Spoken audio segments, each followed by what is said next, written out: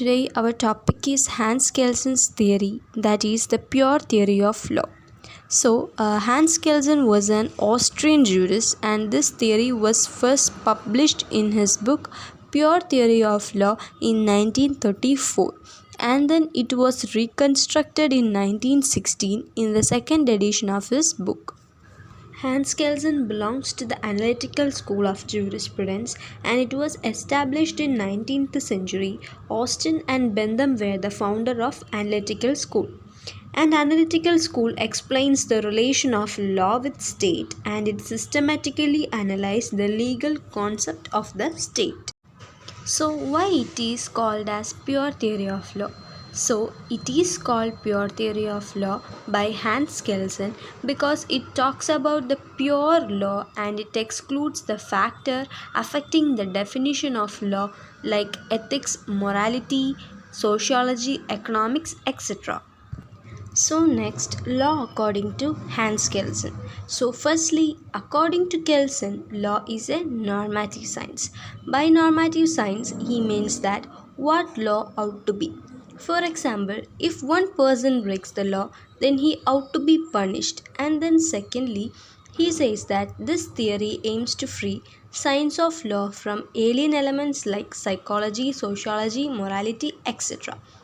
And he says that this theory is based on norms instead of commands set up by human in power.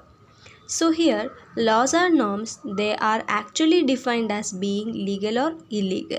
For example, the government has decided these norms are so important that you could get in trouble for breaking them. And he says that the science of law is the hierarchy of normative relation.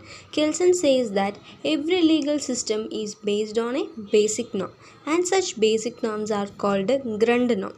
So, in every legal system, there is always a Grundnorm, and its forms are different in different legal systems. For example, the Grundnorm of Britain is the crown in parliament and based on precedent, and in India, the preamble of the constitution is the basis of Indian legal system. And then sanction. Sanction is a necessary element of law. However, law need not necessarily be imperative. By imperative, he means that command of the sovereign backed by sanction, and here sanction refers to punishment. So, in short, Kelsen says in this pure theory of law is about the hierarchy of law. For example, judgment. Judgment derive its authority from rule, and rule derive its authority from act of parliament, and an act of parliament derive its authority from constitution. So here constitution refers to the Grundnorm. So this is the basic example for the hierarchy of norm. And he says that the normative behavior which takes validity from Grundnorm, and the pure theory is free from any extra legal element, and sanction is also under the scope of the norm.